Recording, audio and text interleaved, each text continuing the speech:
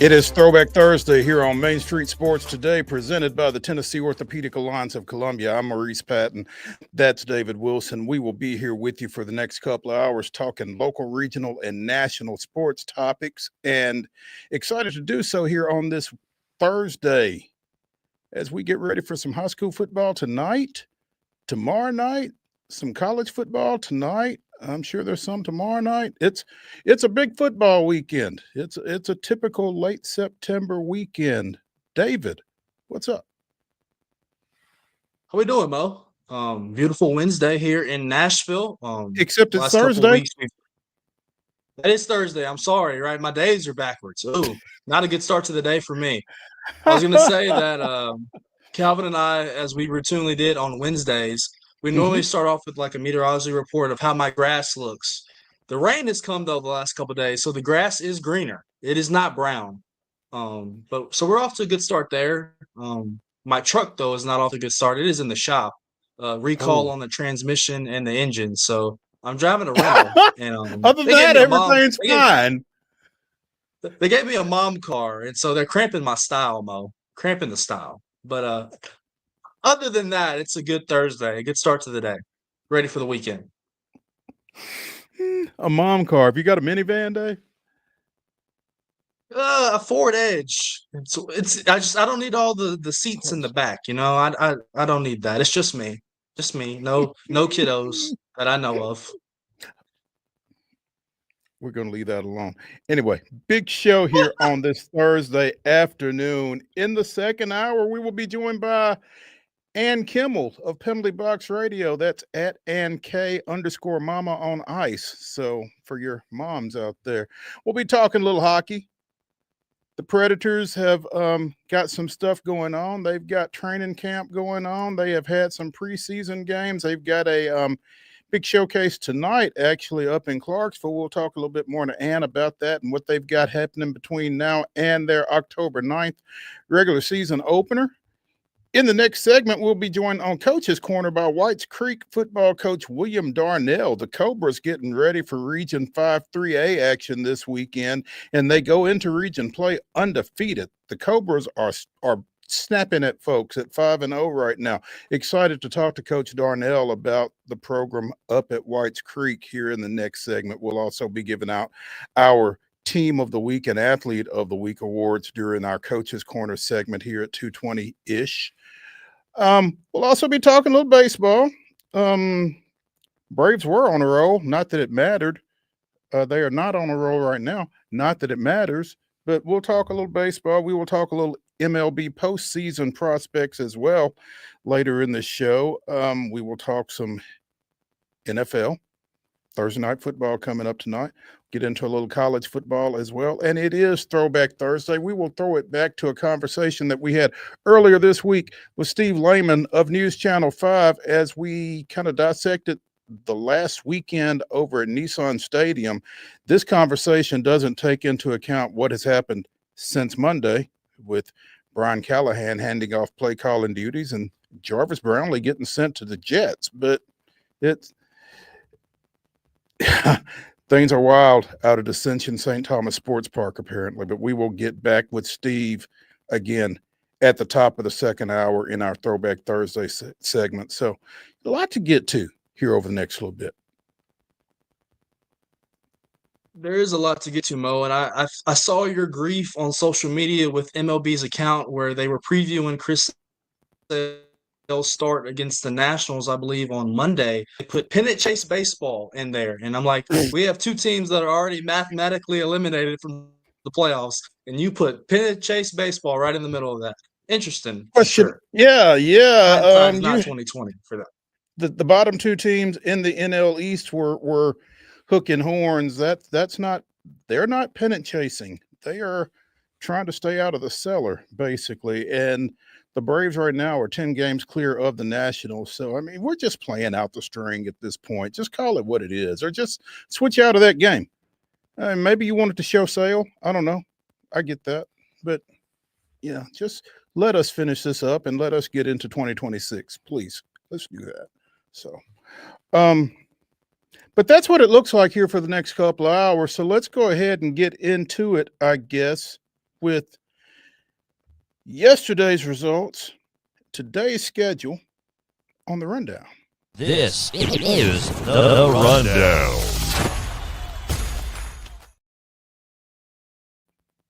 Scores across the TSSAA on the volleyball court. It was Spring Hill defeating Franklin Christian in 5 sets, 3-2. It was Eagleville sweeping Oakland 3-0, and Siegel picking up a 3-0 sweep over Wilson Central. On the pitch in TSSAA girls soccer action, it was Martin Luther King defeating Hillsborough 3-2, and in district play, it was Rossview picking up an 11-2 win over Clarksville Northeast. In Major League Baseball, as Mo mentioned, it was the Nationals winning yesterday at Truist Park in a matinee 4-3. James Wood with 2 home runs in that matchup. Braves, all 3 runs of theirs came by 3 solo home runs, including one by Rookie of the Year contender Drake Baldwin. In Sacramento last night, Wade's Astros continue to slump and drag to the finish line. It was the A's 6-0 winners over the Stros in California. High school football action tonight, 3 games, one of which I think is on Main Street Preps Radio, but I'm not sure which one, y'all. Sorry about that. I'm going to take a guess, though. Let's see. So Zion Christian is at Innovation Academy. That is a 7 o'clock kickoff. Also at 7 o'clock, it's the City Cats versus the County Cats. The Tullahoma Wildcats travel to the Lawrence County Wildcats. That's a 7 o'clock kick. I'm guessing that's going to be your Main Street Preps game of the week. Your other game tonight is Franklin County traveling to Murfreesboro, taking on Providence Christian at 7 o'clock. Volleyball action this evening at the high school level. These are 5 o'clock starts as Santa Fe goes to Fayetteville. Providence is at Spring Hill. Providence Christian is at Franklin Road Academy. That's a 5:45 start. Also at 5:45, Good Pasture is at Middle Tennessee Christian. 6 o'clock starts for Loretto at Collinwood, Culleoka at Eagleville. Gallatin traveling to Green Hill. Columbia Central is at Lawrence County in volleyball action. Also at 6 in volleyball action, it's Hampshire at Lewis County. Mount Pleasant hosting Summertown. Battle Creek goes to Murfreesboro Central. Blackman is at Rockvale. Warren County hosts Stewart's Creek. At 6:30, Oakland is at Siegel. And we don't have a start time for Cookville at Laverne. Tonight's girls soccer action on the pitch. 4:30 start for Stratford at Glencliff. 5 o'clock starts for the following: Kip Antioch Global at James Lawson. Smyrna at Lebanon in district play. Webb School at Middle Tennessee Christian at 5 o'clock, also district play. And then Valor Collegiate at Cane Ridge. BGA at Franklin Christian. That is district play as well. 5:30 starts for Republic at Hunters Lane. In a district showdown, it is Battle Creek at Marshall County at 5:30. 6 o'clock starts for the following. It's a district match between Harpeth at McEwen, Providence Christian at Central Magnet. That is a non-district match. Tullahoma at Spring Hill. That is district play. Sycamore at West Creek. McGavick at White House Heritage. Dixon County at Davidson Academy. Those are non-district matches tonight. University School of Nashville at Friendship Christian. That is district play in Division II Single A. Antioch at Green Hill also at 6 o'clock. It is senior night for the Hawks as they look to rebound from a loss to Beach on Tuesday. There's coverage of that on the Gallatin News and the Chronicle of Mount Juliet. District play tonight, it is Cookville at Laverne. It is White House at Liberty Creek. At both of those are district play. 6 o'clock starts. 6:30 for the following: CPA at Lipscomb Academy in Division II AA. Also in Division II AA, it is Father Ryan at Pope John Paul. A little battle right there between rival schools. Franklin Christian, Franklin at St. Cecilia. That is a 6:30 start, district play as well. Watertown at Upperman. Franklin Road Academy at Brentwood Academy. Todd County, Central Kentucky, making the trip to Montgomery County to face Clarksville Northeast. Clarksville Northwest at Creekwood. Springfield at Ezel. Those are 6:30 starts. The last 3 of those non-district play. 7 o'clock start. Riverdale at Blackman. Ravenwood at Brentwood. Battle of the Woods. Franklin at Centennial. Giles County at Columbia. Zion Christian at Culleoka. Merle Hyde at East Robertson. Richland at Fairview. Station Camp at Harpeth Hall. Mount Juliet at Hendersonville. That is a battle for first place in Division District 12 AAA. Blaine Keller will be on the sidelines for that one. Tune in to him. And also later on the Hendersonville Standard and the Chronicle of Mount Juliet. Nolensville at Independence. That is also a 7 o'clock first touch. John Overton at Kirkwood. Parksville at Montgomery Central. Oakland at Siegel. Page at Summit. Stewart's Creek at Wilson Central. That is all 7 o'clock starts. The last one, Stewart's Creek at Wilson Central, is district play. Then rounding it up, it is Rossview at Henry County at 7:30 on a lengthy girls soccer schedule. Tonight in Major League Baseball, we're actually here in the next 20 minutes. It's the Astros looking to find a way back into the MLB playoff picture. They're on the outside looking in. They face the Athletics in Sacramento at 2:35 first pitch. Tonight in the NFL, it's the Seattle Seahawks making the trip to the desert, take on Kyler Murray and the undefeated Arizona Cardinals. That is 7:15 tonight on Amazon Prime with Al Michaels and Kirk Herbstreit on the call. Ladies and gentlemen, those were your scores. That was your lengthy schedule. And that concludes today's rundown.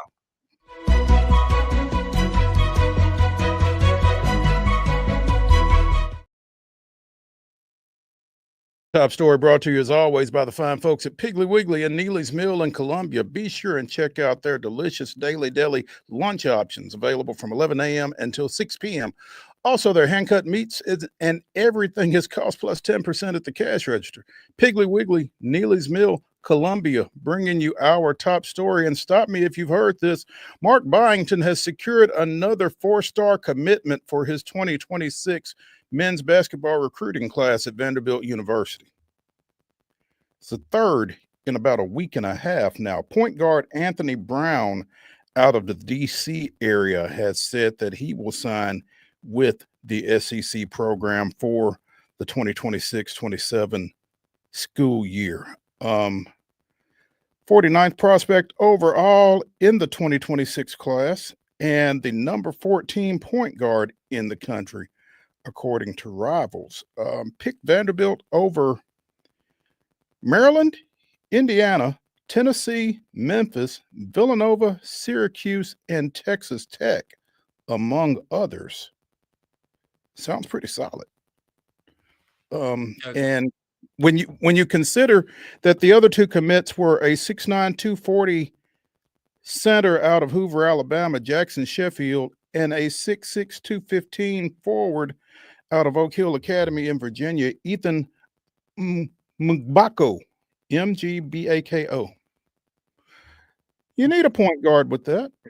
So, yeah, and it looks like they're putting a fence around the DMV up in, I guess, the Virginia, D.C. area. So, Mo, I was going to say this, we live in the era now of the transfer portal, right? But you still have to be able to supplement your roster with high school recruiting, whether it's basketball, baseball, football, whatever, women's basketball. You have to be able to recruit incoming freshmen to help supplement, and you can go pick out certain pieces in the portal that you need for veteran players to add to your roster for some experience. And so I think Mark Byington, in his second full season now, coming over from James Madison, last year Vanderbilt's roster was really transfer portal heavy.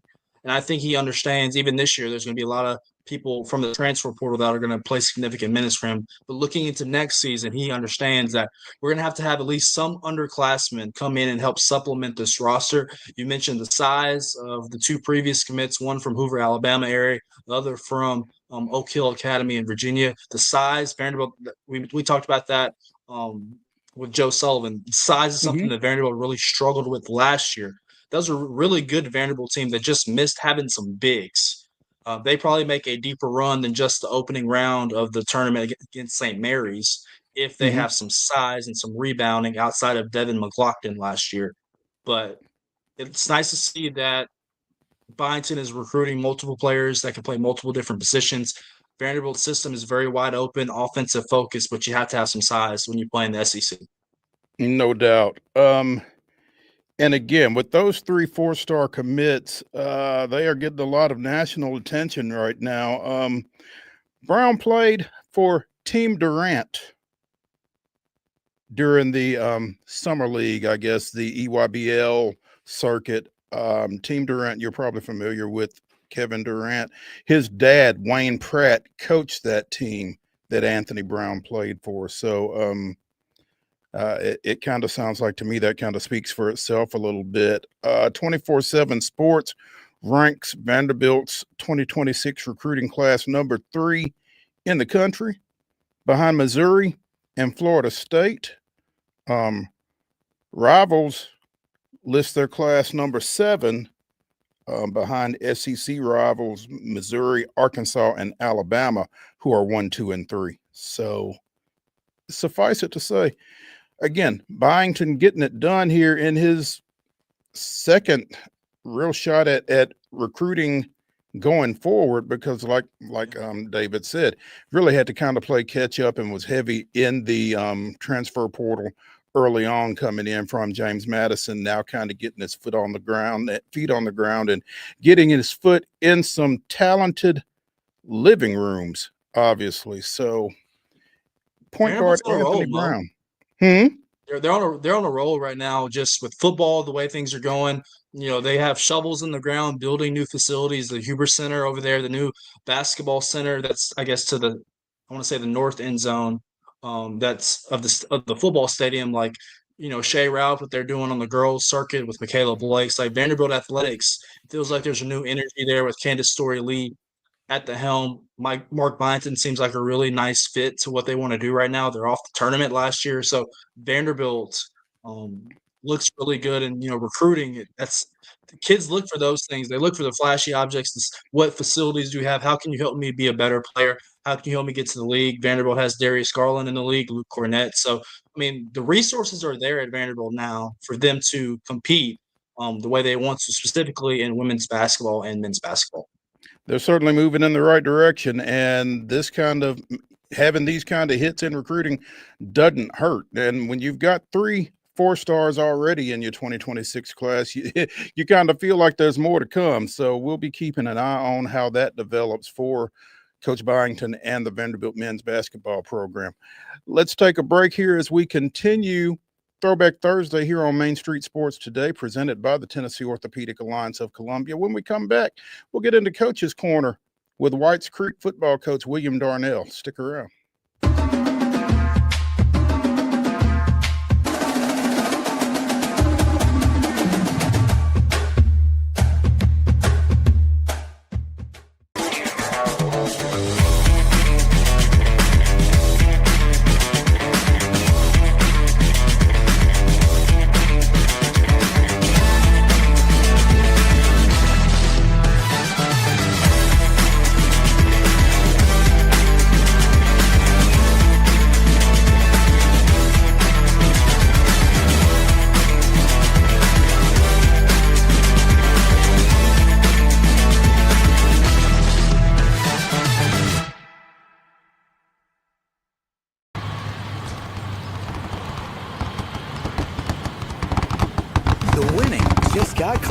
All new Sportsbook, the latest gaming machines, live horse racing, and more. The Mint Gaming Hall, Kentucky Downs. Winning just got closer.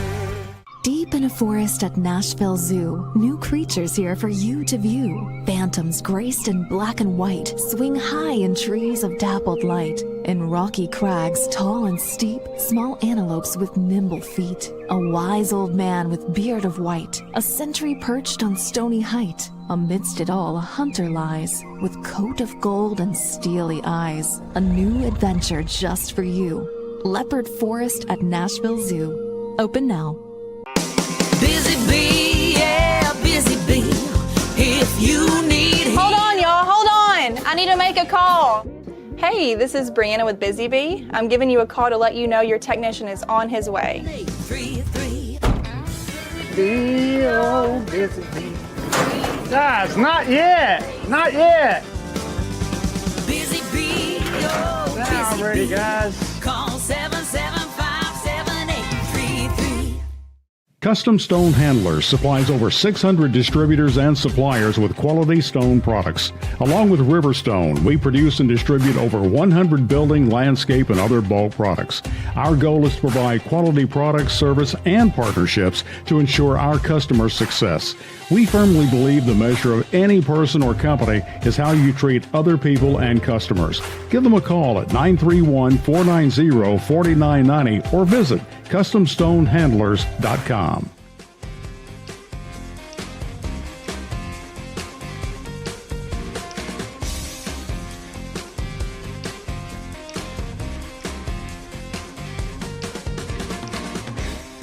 Throwback Thursday continues here on Main Street Sports Today, presented by the Tennessee Orthopedic Alliance of Columbia. That's David Wilson. I'm Maurice Patton.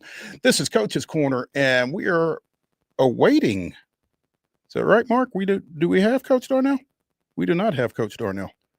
We are awaiting the arrival of Coach William Darnell of the Whites Creek Cobras. The Cobras off to a 5-0 start this season, and they are heading into Region 5 3A play this weekend. They've got Westmoreland coming to town, coming off of a 20-14 win this past weekend over Liberty Creek. Again, 5-0 thus far on the season are the Cobras, and it's a bit of a dramatic turnaround for Whites Creek, who had struggled, to say the least. I don't know that they've won more than 2 games over the past 4 or 5 years in any one season. So really excited to speak to Coach Darnell about what has contributed to that turnaround for them to this point as they, again, head into region play this weekend. So looking forward to speaking with Coach Darnell here in just a bit.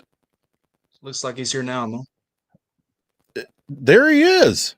The man, the myth, the legend, William Darnell, coach of the undefeated Whites Creek Cobras, joining us here on Coach's Corner. Coach, thanks for taking some time with us. Good afternoon. Good afternoon, guys. I appreciate y'all taking time to bring me on, David and Maurice. Coach, again, 5-0 heading into this weekend's Region 5 3A opener against Westmoreland at your place. And the program has had its struggles here over the last little bit, I guess, prior to this year. What has turned things around for you guys to this point? Oh, many different things, Maurice. One of the main things, just the culture. The culture has changed. With before I got here, there were several good head coaches that came in, and none of them really stayed long enough to set the culture. But I've been here. This is my going my 5th year here.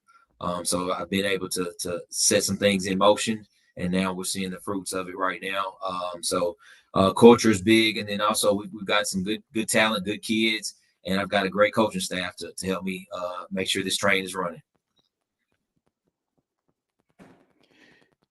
You know, you said this is your 5th year, so these are all, quote, your guys. I mean, these guys haven't played for anybody other than you. And when you talk about setting the culture and that kind of thing, as we talk to coaches from time to time, they know what your expectations are, and there's not been any deviation from that or having to, you know, train any of these guys in any other way, I guess, or untrain any of these guys. And I would imagine that that's a big thing. Yes, sir. Yes, sir. It is. And then the group that we have now, Maurice, they've done where they came from with the middle schools and youth football leagues, has also helped us out in setting their culture. They already had high expectations where they came from, so I'm very thankful for that. Coach, again, got Westmoreland coming up this weekend. How has your schedule to this point gotten you ready for this matchup right out of the box? Well, one, Westmoreland with the double wing offense, we've seen it a couple of times this year already. So we're grateful for that. And then we played a couple more teams kind of built like Westmoreland, personnel wise, as well. So we're looking forward to the matchup. Coach Harris did a great job at Westmoreland. And we're getting ready for a good night tomorrow. Coach, you have one of the best signal callers in the mid-state with Deion Barnes, and you have one of the best wideouts in the mid-state as well, Darius Holland. What makes those two so special and so unique and a joy for you to coach? And I mean, the numbers speak for themselves through the first 5 weeks of the season. Definitely. The talent speaks for itself. You can see that on the film. You can see that every Friday night. But I'm gonna be honest with you, David. What makes it a joy? You mentioned the word joy. What makes it a joy to see those guys every day? They're great kids. Great kids. I mean, very well-spoken young men, very amenable young men. Yes, sir. No, sir. Young men.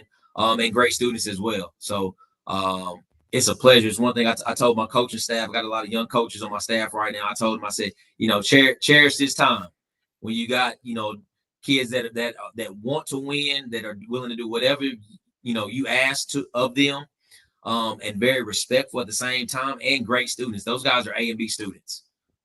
So I'm very, very grateful for their families deciding to let them come to White Creek. And I'm excited to work with them each and every day. And what's crazy about those guys, Coach, is just that they're so young. I mean, they just continue. It seems like week by week, when I'm looking at box scores, just talking to reporters around the area, they just get better every week, and they're still so young. So it seems like that sky is just the limit for those guys. Obviously, with Holland having already multiple Division I offers, it seems like the sky is the limit for those two. Definitely, they're young as far as their classification, but they put a lot of work in, a lot of time in. They do a lot of work over the weekend. With different trainers and things of that nature across the city. Appreciate them as well, contributing as well. They got a community around them. Those two guys, they've got good parents, good foundations. A lot of people are pouring into them, and you're seeing the fruits of it right now. William Darnell, coach at Whites Creek, joining us here on Coach's Corner. And Coach, you mentioned, you appreciate their families for sending those student athletes to you at Whites Creek. There's kind of been a little bit of a drain on athletic talent in Metro Nashville over the years, and having to kind of fight that, I guess, to get guys that are supposed to be at your place. How difficult has that been, and how much has being able to retain your talent played into the success that y'all are having right now? It's difficult, Maurice. There's a lot of great programs in mid-state, public and private. So there's a lot of options for these kids coming out of middle school. One thing that we try to do here at Whites Creek is just continue to build our culture, build our brand, and make it attractive to families and athletes to want to be a part of what we got going on out here at the Creek. Looking at your scores here over the first half of the season, it looks like things have been pretty offensively oriented for you guys. What do you feel like the key, on the field has been for you all to this point? One of the big keys, Maurice, is just the teamwork. These guys have really pulled together when they face adversity. We've hit adversity in almost every single game we've been in this year. We had a tough test up in Kentucky in our first game, and just last week, Liberty Creek gave us a run for our money in that second half. So they came together and worked even better as a team when adversity hits, and that has contributed to all of our wins this season. And Maurice, I got a good staff as well. My staff has been locked in. When the times get tough and we're getting some adversity, they're coming together. They're putting our minds together, and we're coming up with a good plan and good modifications and things like that, and changes, adjustments at halftime. So very proud of them as well. Grateful for them. Coach, this is your second stint as a coach in Metro Nashville. First time around out at Hunters Lane did not go especially well for you. What have you learned from your first head coaching role into this? I learned a lot. I worked under several good coaches at my time in Hillwood. Coach Mose Phillips, Coach Jerry Link, Bubba Spears, and Coach Haskins as well. I coached, so I learned a lot from them coming out of Hillwood. Thought I knew what I was doing. thought I had a plan together. And things look a lot different when until you step into those shoes as a head coach. There's a lot more things to worry about and than you think. But I learned a lot from the mistakes that I made at Hunters Lane. Very grateful for that opportunity from Dr. Kessler and her staff. And then I moved over to work with Coach Brunetti. After I left Hunters Lane, and Coach Brunetti, his statistics speaks for himself. He's doing a great job at Pearl. He did a great job before I got there, did a great job while I was there, and he's continued to do a great job. So I learned definitely a lot from him and his staff, and my time at Pearl Cone. And took a lot of things that I learned from him and other coaches that I talked to in around Mid-State as well. We got some great coaches around the area, and just put it all together, put my twist on it. And like I said, now we're seeing the fruit. So I appreciate everybody, that I've worked with before I got here as well. Like I said, it's just learning each and every day. Coach, you mentioned just your region, you preparing for Westmoreland tomorrow night. It's run, and then more run. They like to play football in a phone booth. You're also in a region with White House Heritage who likes to spread things out, jet sweeps, bubbles, etc. And then obviously with your familiar Metro Nashville schools with Stratford and Maplewood. Just talk to me about just the dynamics of your region and just the talent that's in there. I believe we've got one of the best regions in 3A. Just some well-coached football teams, and some good talent as well. From what I've been hearing, we take it 1 week at a time. Haven't looked down the road just yet, but I know we're going to have some good competition waiting for us each week. We're looking forward to the challenge. Yep, that's an interesting dynamic in that region because you've got that crossover with the mid-state teams, so to speak, and the metro teams, and kind of some rivalries there. I mean, you don't have to tell your guys a whole lot when you're getting ready to go out there against Stratford or Maplewood in particular. Any problem, any concerns about their readiness for this game tomorrow night against a Westmoreland team that, isn't right next door per se, but is obviously a real key for y'all's success here in the second half? Yes, sir, definitely. Every region game is big for us in our goals for this season. But the guys are ready, Maurice. They're ready for the challenge that I know Westmoreland is going to bring for us tomorrow night. We've had a great week of practice as well. So I'm looking forward to having a lot of fun tomorrow. David mentioned a couple of particular cogs for you guys, but who is somebody that we should be talking about with this team right now that we aren't talking about, that by the end of the regular season, as you guys head into playoffs, folks are going to know who they are?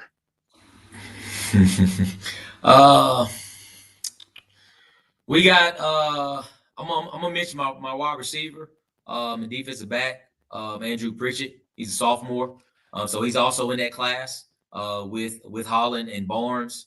Very talented young man, smart young man as well, good in the classroom, and does a lot of good things with the ball in his hands. So you'll hear about him if you have not already.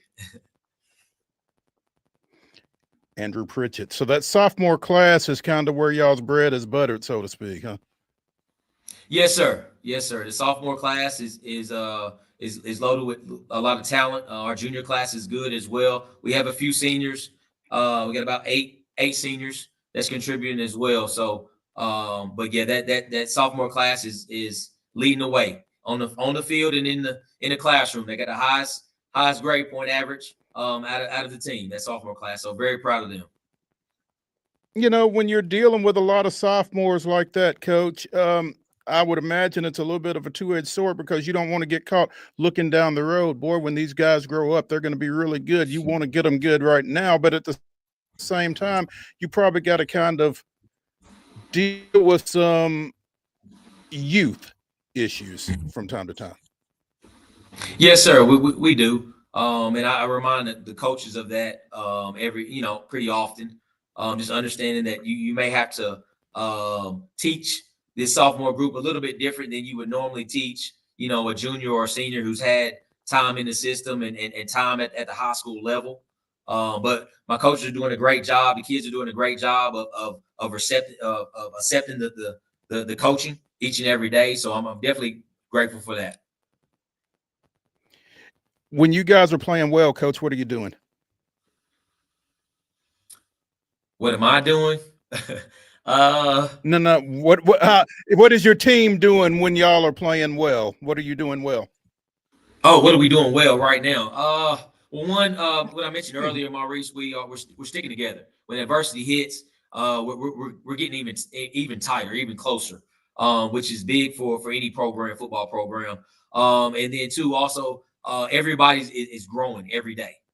Every day we come into the locker room, we start with a team meeting, and we're learning.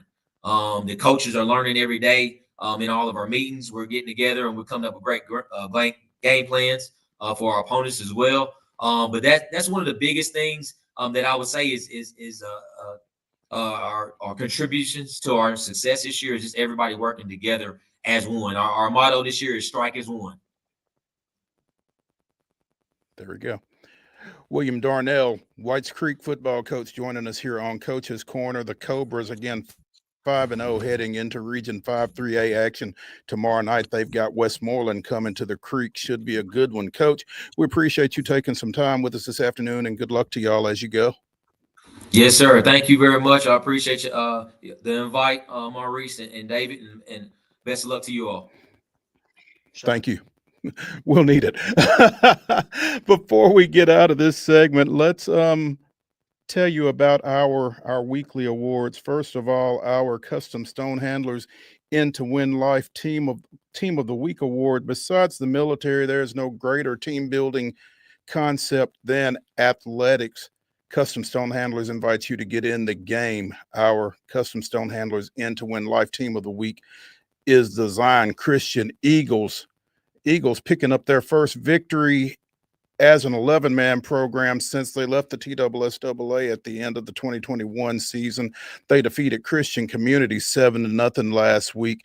Got a touchdown pass from Kingston Denny to Trey Johnson, and the defense made it stand up. So Zion Christian, who plays tonight against, at Innovation Academy, looking to make it 2 now. The Zion Christian Eagles are our Custom Stone Handlers In to Win Life Team of the Week. Congratulations to them.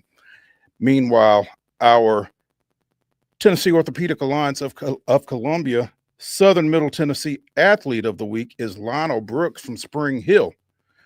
The junior running back / quarterback rushed for 167 yards and a touchdown as the Raiders picked up their first win of the season, defeating Maplewood 23-11 last Friday night on the road. Big win for the Raiders, big performance, one of many thus far for Lionel Brooks, our TOA Southern Middle Tennessee Athlete of the Week. Congratulations to him. Also want to shout out our Delta Dental Main Street Preps Player of the Week. This is a fan-voted award, and this week's goes to Colin Cagle of Richland. The junior running back had 85 rushing yards on 8 carries, scored a pair of second quarter touchdowns for the Raiders in their 42-8 win over at Community. Colin Cagle of Richland, our Delta Dental Main Street Preps fan-voted Player of the Week. Congratulations to him as well. Let's take a break here as we continue Throwback Thursday here on Main Street Sports Today, presented by the Tennessee Orthopedic Alliance of Columbia. When we come back, we'll talk a little baseball. Stick around.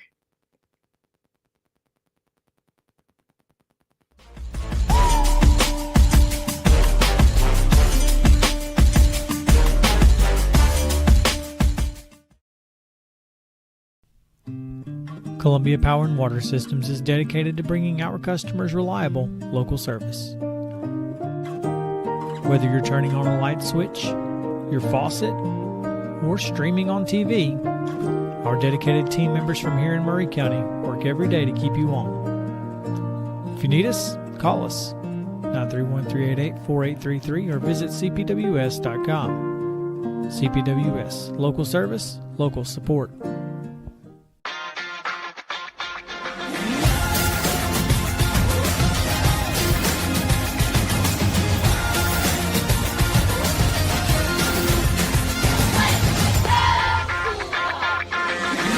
Zion Christian Academy at zioneagles.org or 931-388-7531. You can schedule your appointment to visit their beautiful campus. Again, zioneagles.org or 931-7531 to schedule your visit today.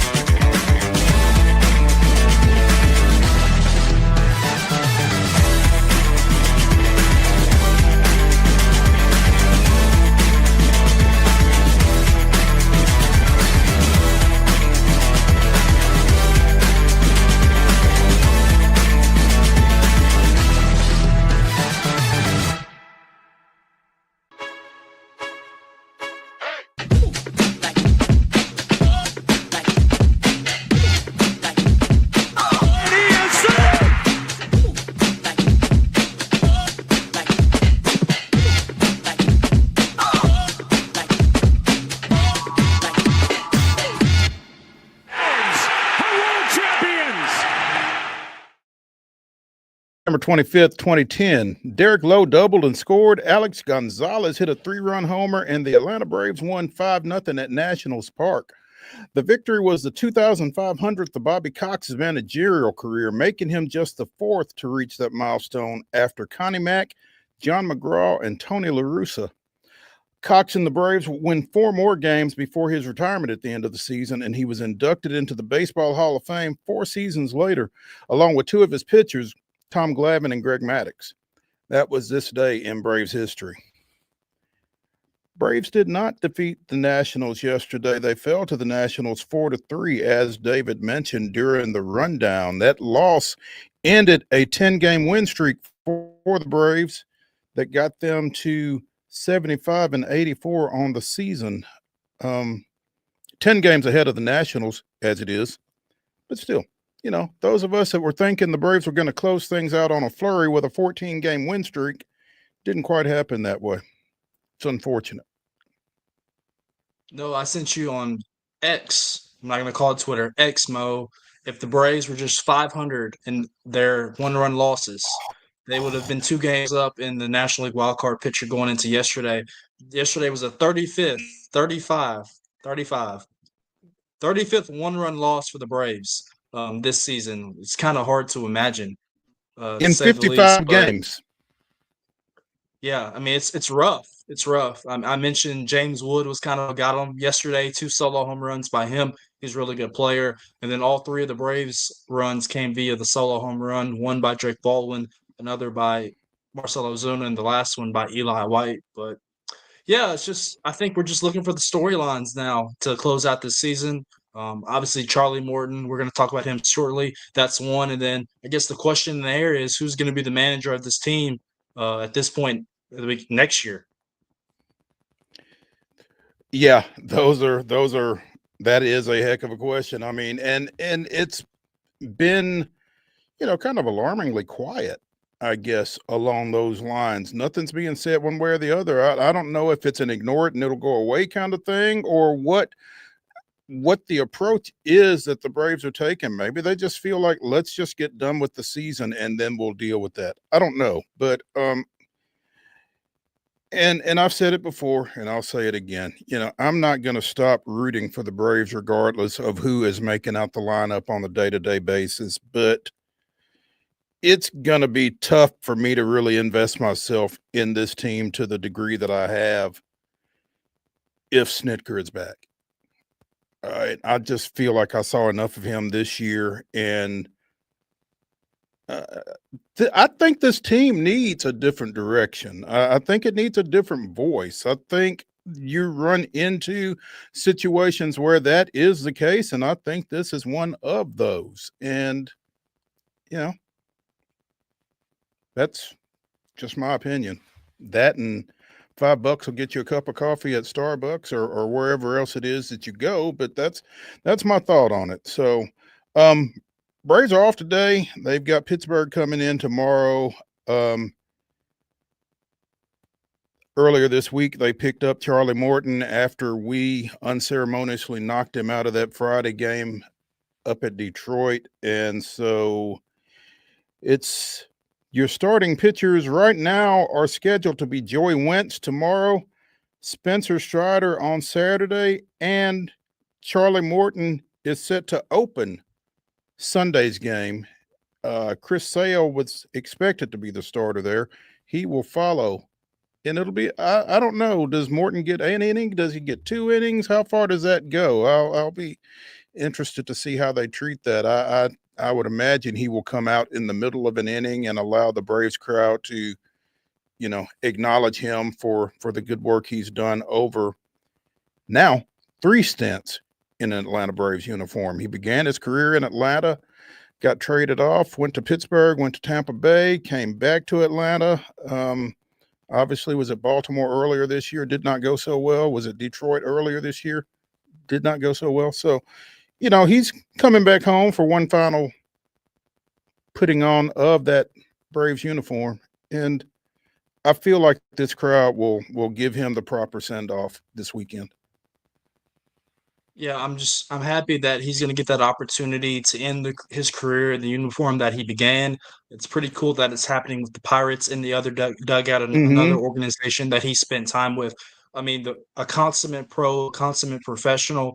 The pitchers in that dugout, Spencer Strider, uh, Chris Sale, even though they're kind of on the same playing field, Spencer Schwellenbach, just the advice, the knowledge, the tutelage, whatever adjective you want to use that he'll help to give them. Max Fried, when he used to be in a Braves uniform. I mean, Charlie Morton was the ultimate resource for those guys, and that's why it's important to have a veteran on your staff to help lead your younger pitchers. So I can't say enough about him, and I hope that Braves country shows out on Sunday, even though it is the last day of the season, to give him the send off that he deserves. Can't say enough about him. I mean, he pitched on a broken leg for us to help us win a World Series, so he will always be remembered for that. And it's kind of ironic as you walk through that and what he has meant to this pitching staff and these pitchers' development in Atlanta that he's going to be handing the ball to Chris Sale likely at some point on Sunday, because he kind of handed off that assignment of being that mentor for these young Atlanta pitchers to Chris Sale. He has filled that role in much the same way that Charlie did prior to his departure. So it's going to be really cool, and I'm expecting it to be a really cool moment when they come and get him and Chris Sale comes in out of the bullpen to take over that game in Sunday's season finale. I have to break myself for saying regular season finale, because this is it for Atlanta, and this is something that we really aren't used to, is wrapping up the season in September, but it's where we are, and I really hope folks enjoy getting us this year. Yeah, I am sad as a baseball fan that the Braves will not face Paul Skeens. I believe he pitched last night in Cincinnati against the Reds, and I guess Pittsburgh was trying to keep the Reds out of the playoffs with their extra inning win at Great American Ballpark. To say that though, I'll go back to Chris Sale. He was injured with the broken rib for much of this season, but he was phenomenal this year yet again. And if he doesn't get hurt, I think you're making the case that him and Skeens are going back and forth for a Cy Young. And for Chris Sale to come over from Boston the last couple of years and just to be vintage Chris Sale that we saw when he won a World Series with the Red Sox and in Chicago with the White Sox, how good he was. Man, it's just he's a joy to behold, and I'm glad that he is in a Braves uniform because he fits the mold of a Braves pitcher. He really does, man, and he's just kind of carried on that torch that we've seen develop here over, since the worst to first team back in 1991. Basically, that pitching has been such a hallmark of this franchise over this last 30, 35 years, and he has really fallen right into that as well. So again, I think it's going to be really cool when Charlie Morton gives the ball to Chris Sale at some point on Sunday. Might be one of the better moments of a tough season for Atlanta overall. You mentioned Houston getting blanked 6-0 by the Athletics yesterday. Seattle defeating Colorado 9-2. With that, the Mariners clinched the AL West Division Championship, and Houston has now lost 5 straight and is a game out of the third wild card spot in the American League. So all of a sudden, the Astros on the outside looking in at postseason. Poor Wade. Poor Wade. I mean, he's kind of in the same boat that we are. I guess I wished it on him. When the Braves played the Astros a couple weeks ago in Truist Park, I said, man, Wade, I'm just trying to deal you some torture and some misery down the stretch. And the Astros haven't missed the playoffs since 2016. And I mean, the Braves have been there so many years of late. It's just like those are two teams that you could close your eyes at the beginning of the year and just say, Braves, Astros, they're going to find a way to make the postseason. It just seems like, at least on obviously the Braves case, but with the Astros case, they're just not playing their best baseball right now. It's hard for me to find a way to think that they're going to get in. I guess encouraging note for them is Detroit is playing equally as bad, and they're struggling too. Skubal lost to the Guardians up in Cleveland. Scary situation in that game with David Fry getting hit in the face, getting multiple fractures. But man, the Tigers and the Astros, two teams that are just absolutely reeling down the stretch. And Cleveland dealing the Tigers a 5-1 loss yesterday. Cleveland now a game up in the AL Central. And two teams that, like you said, you would have felt like were locks for the postseason, pre-All-Star break, in the Tigers and the Astros. One of them's not going because the Yeah, other that's one is great. going to be That's a third crazy. wild card. Yeah, it really Yeah. is. So Detroit is So at Cleveland today. The Dodgers are at Arizona today. Boston is at Toronto, and those all have postseason implications as well because the Dodgers defeated Arizona 5-4 in 11 yesterday. Combined with Milwaukee's 3-1 win over the Padres, the Dodgers have a 2.5 game lead in the NL East. The NL West over the Padres. Again, both those teams are going to get in, but the Dodgers are starting to open up some ground in terms of the NL West title. Yeah, looking at my cheat sheet, thanks to my account with MLB. Appreciate you guys sending some notes over. Dodgers can clinch the NL West tonight with a victory against the D-backs, so that is something to watch. And then the Guardians, they can clinch a postseason berth tonight if they beat Detroit and a loss by the Astros this afternoon in a game that's currently underway in Sacramento. So we're on champagne alert across the country. Yeah, clubhouse attendants are paying a lot of attention across, like you said, either bringing it out or getting all of that plastic pulled down in a hurry when somebody doesn't clinch. So yeah, it's that's fun stuff for a lot of folks to keep an eye on. Mo, I asked Calvin this really quickly yesterday. Do you remember the last time the Mariners won the division? Obviously, they won it yesterday, but 2001. Do you remember that? Because I asked Calvin, I was like, "How old were you in 2001?" He said, "I was not born yet." So Calvin, for the first time in his life, has seen the Mariners up in the Pacific Northwest win a division title. I was 2. So you didn't really see it either then, huh? Nope. No, I remember it. That was Seattle won like 116 games that year, I think. Lou Piniella was the manager, and I think they went out in the first round of the playoffs. But yeah, that was Ken Griffey and Jay Buhner and that bunch. Great ball club. Again, 116 regular season wins and really nothing to show for it. That's really kind of unfortunate. So they'll be looking to, not necessarily redeem that, but maybe kind of exercise some ghosts this time around. Raleigh hit a 60th last night, right? He did, and I told Calvin this yesterday. It's good for baseball to have the Mariners in the playoffs. It is good for Cleveland for baseball to be in the playoffs. Those are small market teams, but very energetic and rowdy fan bases. If Detroit makes it, it is good for baseball for Detroit to be in the playoffs in the American League. It feels like that American League is wide open. I know the Yankees are making a run now with Toronto for that division title in the AL East, but the American League, at least in my eyes, is wide open. And I'll say this: although I want to see the Braves in the playoffs, it is good for baseball that the Cubs are in the playoffs as well. Yeah, you're probably right. I had to kind of take that 30,000-foot view, like you said, to get there. But yeah, you're right, Ed. And these smaller market teams in particular, with all of the money that's being spent and that kind of thing, it's nice to see them. Coach Darnell was talking about adversity a little bit ago in the last segment, but it's nice to see some of these teams deal with some adversity and break through to the postseason, like the Mariners, who have been out of it for almost 25 years. So it'll be fun to watch once we get started next week, and there's still some work to be done, obviously. Hey, Mo, I was just looking really quickly at just potential scenarios if the postseason began today. Obviously, the Yankees and the Blue Jays are tied right now atop the American League East. So right now, the tiebreaker goes to Toronto. If the playoffs started today in the AL wildcard series, you get Yankees versus Red Sox in the wild card. That would be fantastic. Fan-freaking-tastic. Sign me up for that right now. In the season today, I want Red Sox, Yankees, and I want Dodgers and Mets in my playoffs for the wild card 2 out of 3. Sign me up right now. Dodgers, Mets, huh?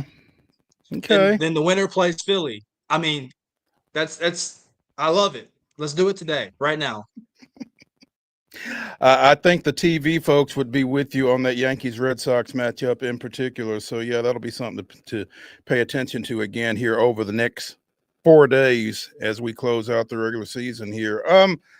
So, again, Cal Raleigh hit his 60th. MVP, Judge or Raleigh? I think you have to give it to Cal Raleigh. 60 home runs, most by a switch hitter, most by a catcher in a season. The physical toll it takes to be a catcher, to understand pitching stats, not only your starters, your relievers. I get it. Aaron Judge is an otherworldly player. I was going to put a note yesterday. He passed Mickey Mantle for most 2 home run games by a Yankee in history, just trailing, obviously, the Babe Ruth. Aaron Judge is a historic player, but this is an historic season that we might not ever see again from a catcher. And with Seattle winning the division for the first time since 2001, how can you not give it to Cal Raleigh? You got to, I'm just saying, Aaron Judge could win it every year. He could, just like Ohtani. Ohtani could win it every year. Give it to Cal Raleigh this year because he had an otherworldly season, helped his team win the division for the first time in 2 decades. I think that's kind of what's getting lost a little bit. I mean, it's most valuable player. And I think if you take Raleigh off of Seattle and you take Judge off of the Yankees, I think you've got 2 completely different teams there. I just don't think that Seattle has the success that they've had without Raleigh. I think the Yankees are more likely to be successful without Judge. A lot of folks are kicking on Raleigh's batting average as a reason that he shouldn't be in that position. But I just think that doing what he's done, and as I've said before, at the most demanding defensive position in the sport. I agree. Feels like I would Raleigh give it to to me. Cal Raleigh. I would give it to him. I saw Jeff Passan on ESPN, who has a vote, say if he had to go today, he would go Judge. And I get it. Like I said, he is an historic player. The batting average is great. Like he's played center field for the Yankees at 7 foot tall, however big he is. But I think as a catcher, Cal Raleigh deserves this. It would be different if he was just strictly a DH, but the fact that he catches a bunch for those guys, I think Cal Raleigh is your AL MVP, at least in my eyes. It will be close. It will be very close. Oh, it'll be close for sure. Let's take a break as we close out hour number 1 of Throwback Thursday here on Main Street Sports Today, presented by the Tennessee Orthopedic Alliance of Columbia. When we come back for hour number 2, we'll be throwing it back to a recent conversation we had with Steve LAYMAN of News Channel 5 talking Tennessee Titans. Stick around.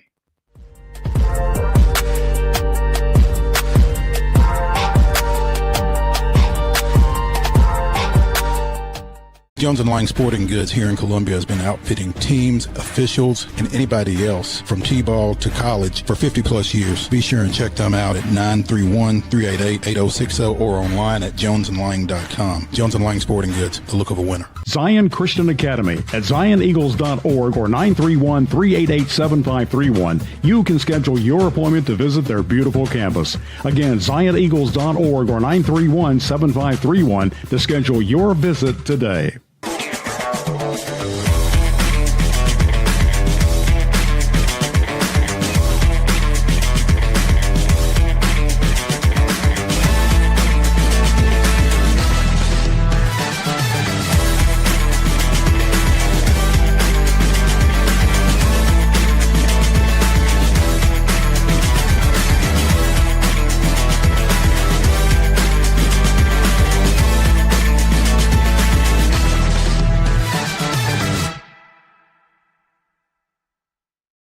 Is your internet slowing you down? It's time for an upgrade. Whether you're at home, working from your home office, or at your business, it's time to unleash the speed you need with speeds up to 1 gig at CPWS for as low as $70 a month. Give us a call, 931-375-7777. Local service, local support, CPWS. Piggly Wiggly, located in Neely's Mill Shopping Center, is Columbia's locally owned and operated Cost Plus 10 grocery store dedicated to serving the community with low prices and smiling faces. Piggly Wiggly offers fresh, hand-cut meats daily as well as daily hot plate lunches from their deli counter. You're certain to see smiling faces and a helping hand when you're here at Piggly Wiggly. Come by and check out our fresh produce, high-quality meats, and more. Down home, down the street, we'll see you at the Pig.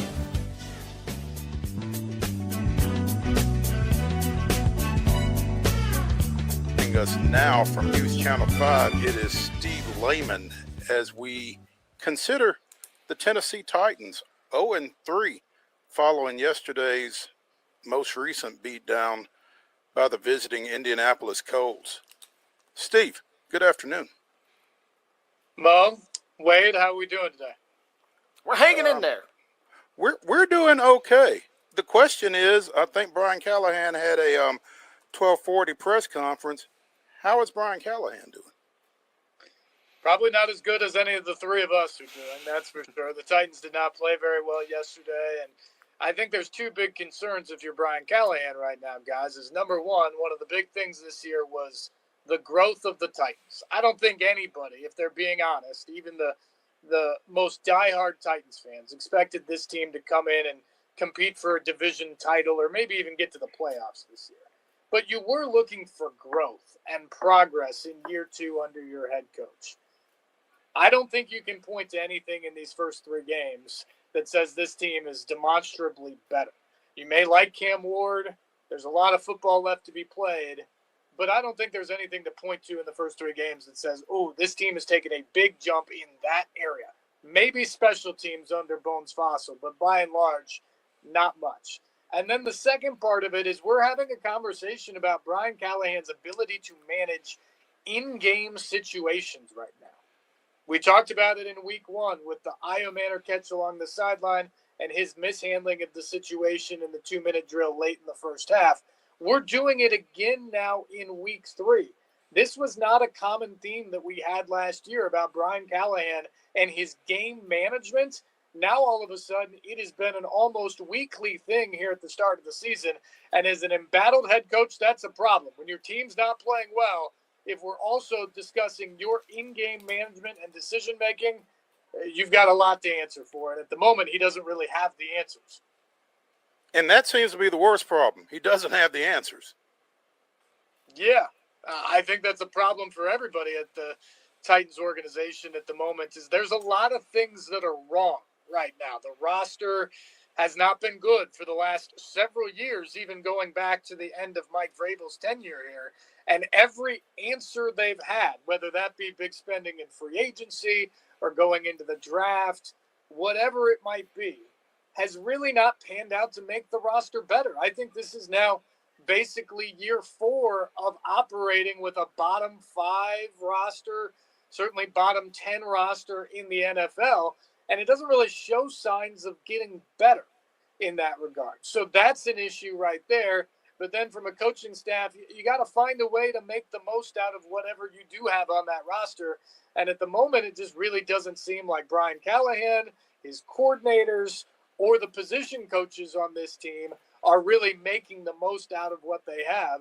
And so you just have a bad football team on the field.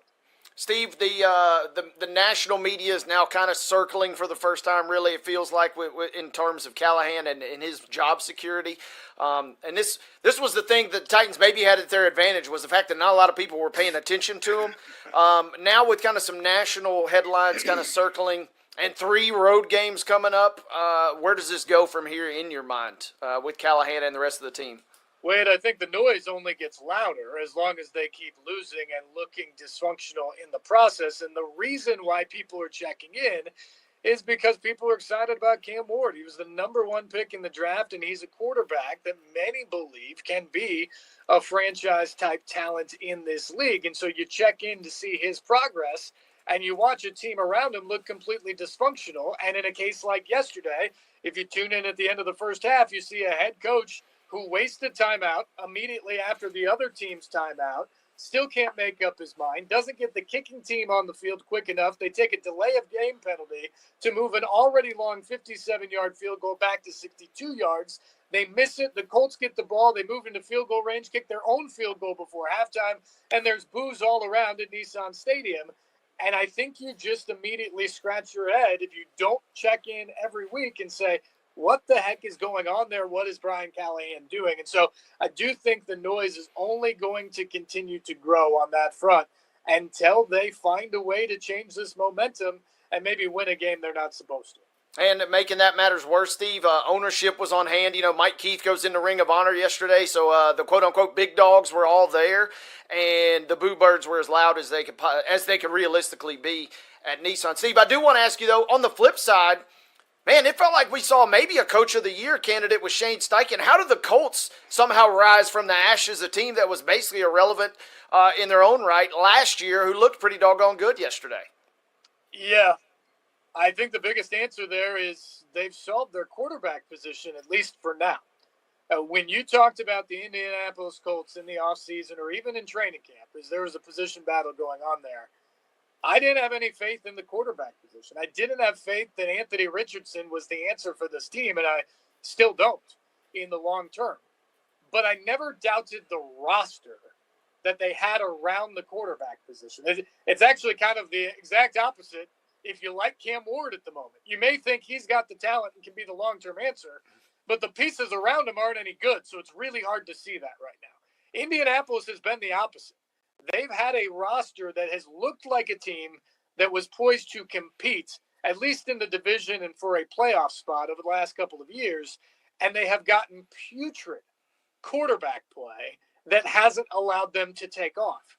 Daniel Jones has come in and been first and foremost efficient and protected the ball. And then beyond that, at times he's been borderline spectacular to this point. They punted for the first time all year yesterday. They punted one time. And so this is a team through 3 games that has only punted the football once. They can run the ball very effectively with Jonathan Taylor behind that big bruising offensive line. And if Jones continues his play of efficient, productive football from the quarterback position, this is now the team to beat in the AFC South, I think clearly, and a team that could make some noise in the AFC. Steve Layman of News Channel 5 joining us here on Main Street Sports today, presented by the Tennessee Orthopedic Alliance of Columbia. And Steve, you know, we've kind of set it up here with all of the missteps on the part of Brian Callahan through these first 3 games. He's 3-17 now for his career. His next 3 games are on the road. Texans, Cardinals, Raiders. The last coach that got fired, well, I'll take that back. The last coach that got fired was Mike Vrabel. But before that, Ken Wisenhunt got fired at 3-20. Yeah, and don't forget about Mike Mularkey in there too. There's been a lot of firings around. There have been a bunch of firings, but and the front office. But I get your point, Mo, and it's a very difficult stretch here. Number one, Houston is always a red letter game for the Tennessee Titans. That game with the Titans going back to Houston may be the game with the most animosity between a city and another organization and the ownership group of that organization that you will find in the National Football League. So that is always a game that both entities have circled on their calendar, and certainly will be the case again for Amy Adams Strunk. So I would advise Brian Callahan and the Titans not to lay an egg on Sunday, because that could result in very bad vibes from the ownership on down early next week. But even after that, the Cardinals look really good right now. By the way, the Cardinals are run in the front office by a guy who used to work for the Titans. So another combination there or connection that Amy Adams Strunk might think about when that game goes on. And then you go into Vegas, a team coached by a first-year head coach, to end out that 3-game road trip.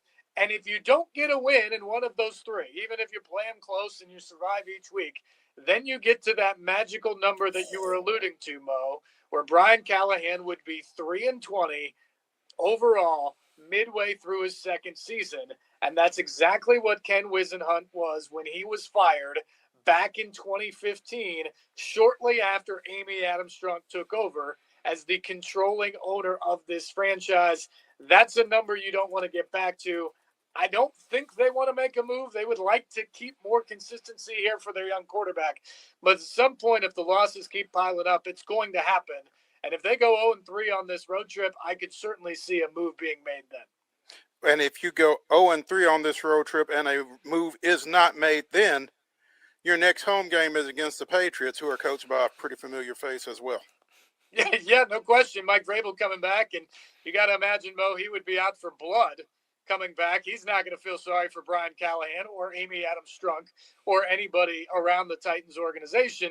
And so as you look at it, the sad thing is here, just 3 games into the season, I feel like we're sort of putting benchmarks out there for if Brian Callahan is still the coach or not at this point. Does he make it through this weekend in Houston and that red letter day? Does he make it through the end of this road trip, the 3 games that they play back to back to back here on the road? Does he make it past the showdown with Mike Vrabel on October the 19th?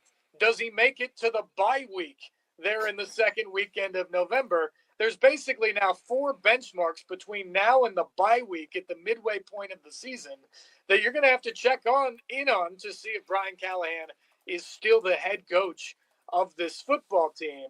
And that's just a disastrous place to be, namely if you're Callahan, but for the organization, because they're trying to get guys to play hard. They're trying to build up some continuity here, help their young quarterback grow to a place where you can figure out if he's the guy or not. And at the moment, there's just a ton of distractions around that, because remember last year, you were trying to figure out whether Will Levis was the guy or not. And what you found out last year was he wasn't.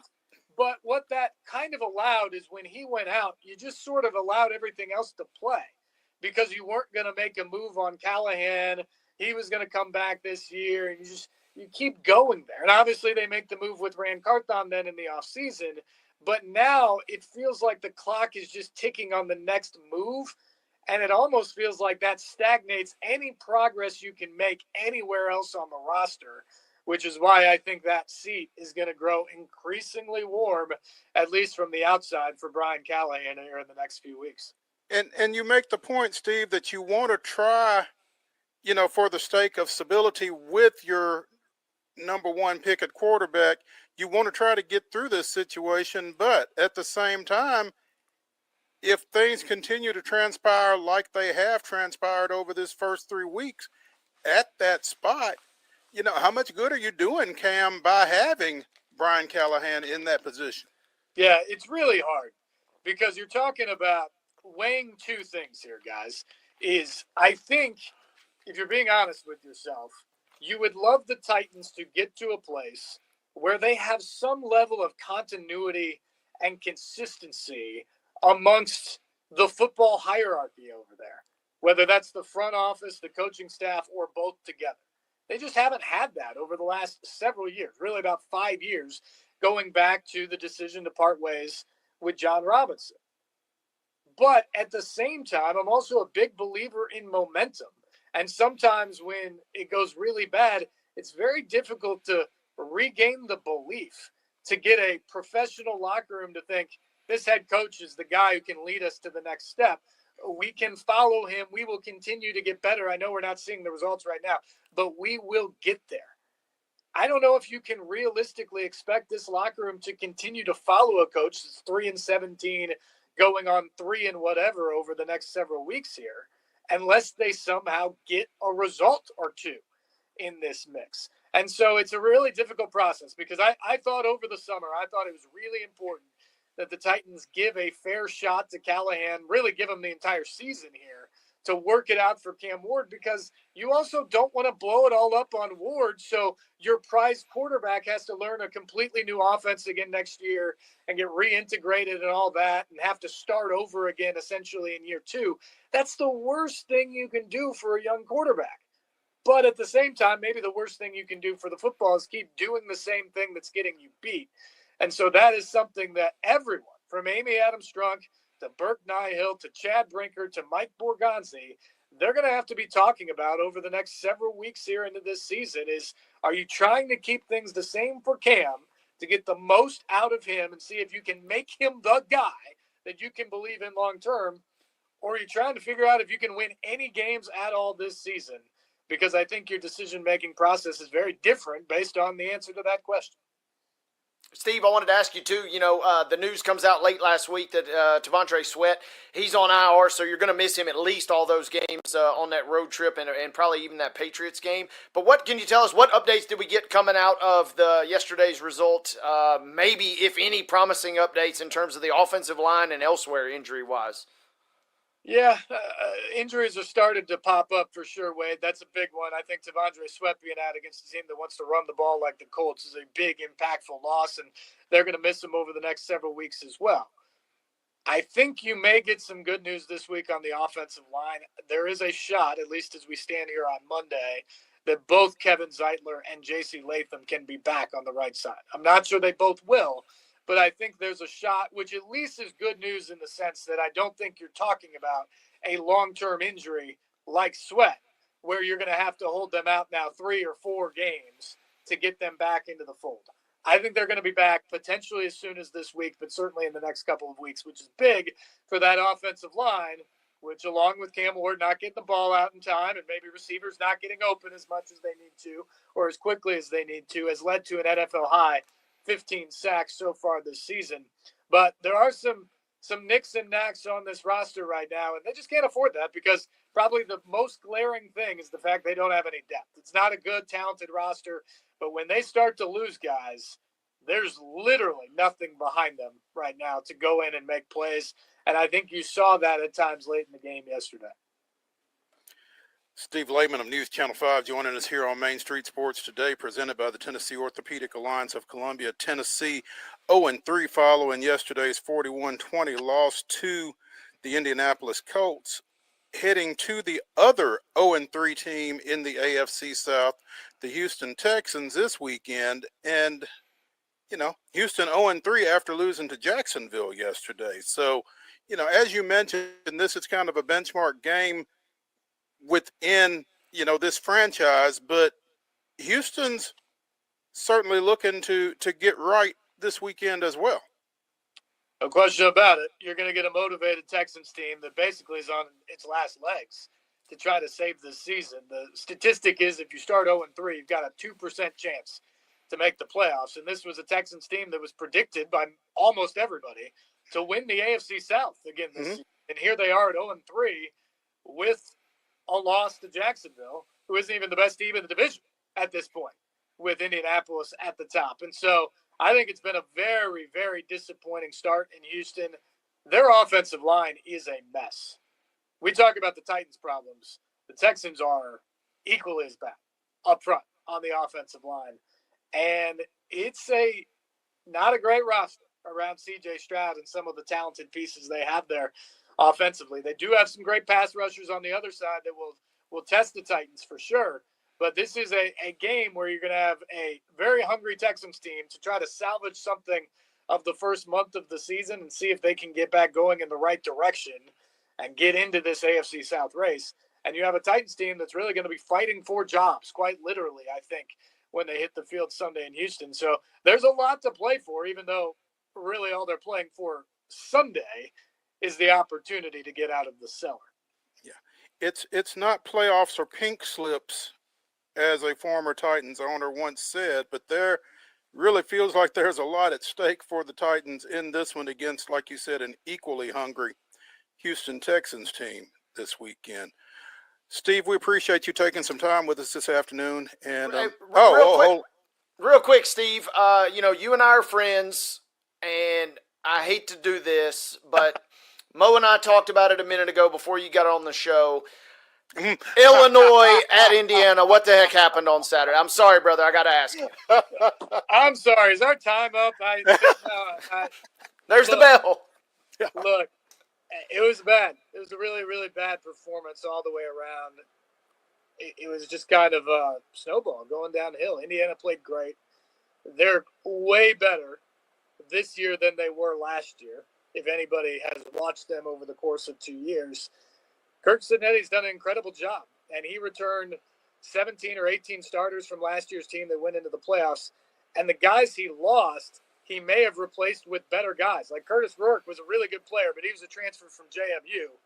He replaced him with a guy who's going to be at the top of draft boards for many people next year, and Fernando Mendoza, at the quarterback position, and he was unconscious for a second straight week and really all 4 games that Indiana has played so far. That is a really, really good football team that I think has an opportunity to get back to the playoffs once again this year. Illinois didn't play well.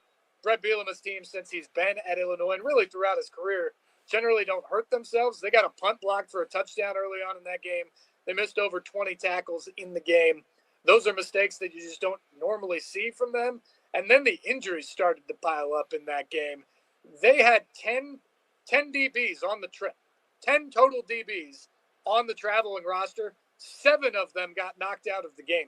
Oh, my word. And so by the time you got to the second half of the game, they just didn't have bodies on the field either. So it was ugly. It was probably one of the hardest games I've ever had to sit through as an Illinois alum and fan.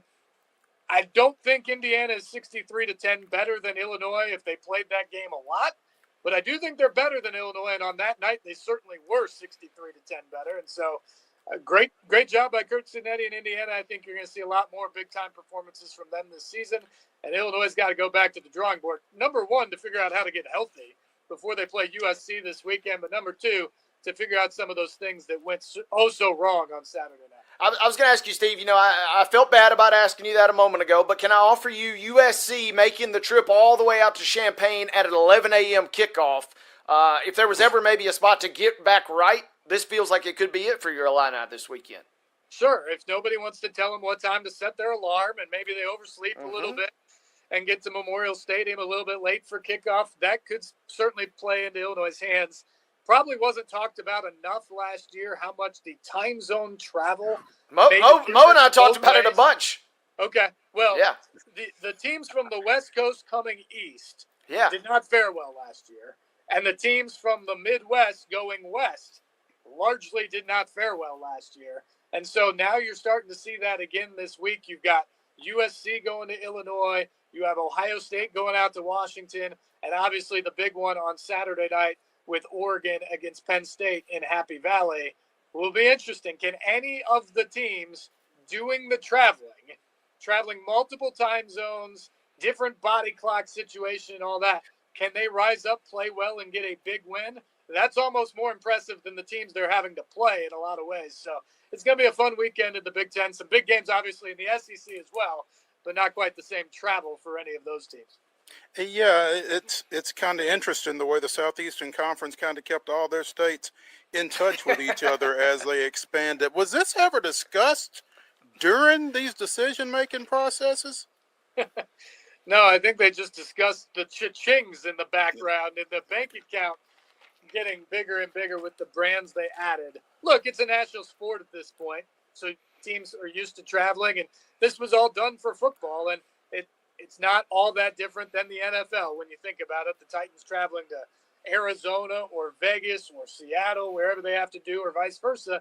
It's just what the schedule is. Where it gets really funky, guys, and we all know this, is when you have Oregon and Rutgers playing in field hockey on like a Thursday night in the fall. What in the world is that, and how does that make any sense? That's one of the many things that I think they'll have to long-term figure out for the health and frankly, the safety of the student-athlete experience in sports beyond football and maybe men's and women's basketball, maybe volleyball or something like that. But a lot of these sports need to stay more regional, keep it better for that experience. But when it comes to football, I think that ship has sailed. They want to make the most money they can, have the most competitive matchups. And it's hard to argue when you look at some of those matchups in the Big Ten or even the addition in the SEC, Oklahoma, Auburn last week, Texas joining into the league. It's hard to argue you're not getting better matchups just about every week now because of the conference expansion. Oregon, Rutgers playing field hockey, and some of those folks having term papers due the next day as well, by the way. So, yeah. Steve, we appreciate you taking some time with us, man. Look forward to catching up with you again soon. But thanks for having me, guys. Thank you, Steve. Absolutely.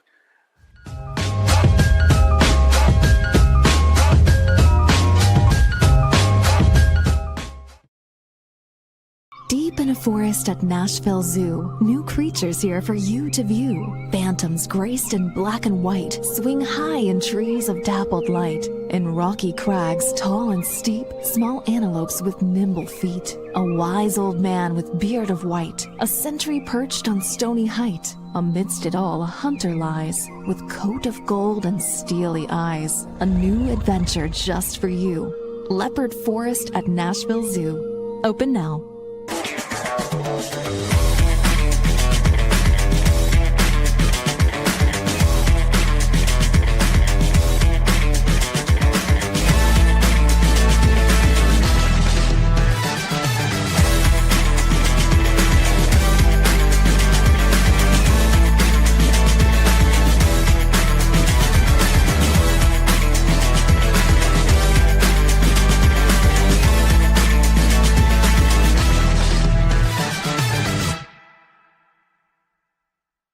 Jones & Lang Sporting Goods here in Columbia has been outfitting teams, officials, and anybody else from T-ball to college for 50-plus years. Be sure and check them out at 931-388-8060 or online at jonesandlang.com. Jones & Lang Sporting Goods, the look of a winner. Piggly Wiggly, located in Neely's Mill Shopping Center, is Columbia's locally owned and operated Cost Plus 10 grocery store dedicated to serving the community with low prices and smiling faces.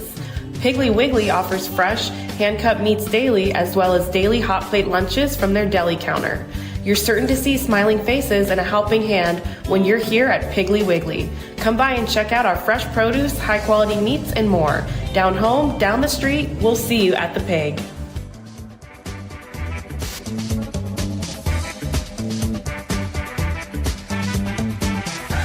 Throwback Thursday continues here on Main Street Sports Today, presented by the Tennessee Orthopedic Alliance of Columbia.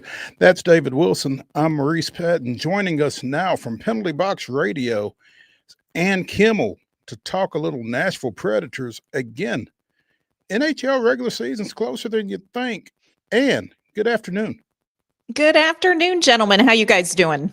We're doing well. I'm just kind of having trouble grasping the fact that we're 2 weeks away, basically, from the start of the regular season?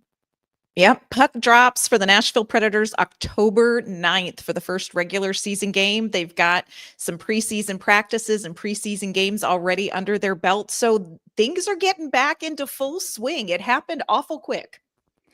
It did. It feels like it really did. And where are we on the Luke Evangelista front right now? Oh, I tell you what, we are in the pass me a Tums and what are we doing phase here. So what we know as of right now, Luke Evangelista and his agent and Barry Trotz are a little bit at an impasse. They have agreed on term. We're looking at a 2-year deal. The problem is they can't seem to agree on the money aspect of it. So Luke Evangelista has been missing training camp and preseason games while this is sort of lingering on. It's an interesting situation. This is one where I feel like, this may be not the financial hill we want to die on for either party. It sounds like the ballpark isn't as large as you would think it would be. You'd think they'd be able to find each other in the size of this ballpark. But as of now, Luke Evangelista back in Canada. He is training in Canada, ready to get back to camp as soon as a deal is done. But right now, they seem to be a little bit of a stalemate when it comes to salary.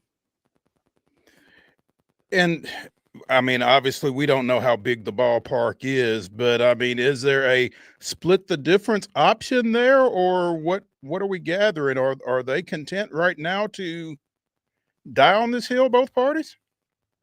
Man, I don't know what we're doing here. What we have heard from some NHL insiders is that the contract that Luke Evangelista is sort of using as a comparable is Jack Quinn, who plays for the Buffalo Sabres. Very, very similar stats as far as experience, age, scoring.